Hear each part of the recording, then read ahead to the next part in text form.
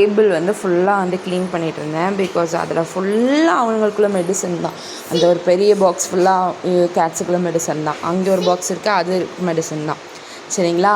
பாப்பாவுக்கு வந்து பால் வந்து ஆற வச்சுருக்கேன். இவன் வந்துட்டான். என்ன வேணும், என்ன வேணும் கை கொடுத்துட்டு? பால்லாம் தரமாட்டேன், அதெல்லாம் குடிக்கக்கூடாது, அதெல்லாம் தரமாட்டேன். நீ கை கொடுத்தாலும் சரி, கால் கொடுத்தாலும் சரி, நான் பால் தரமாட்டேன்.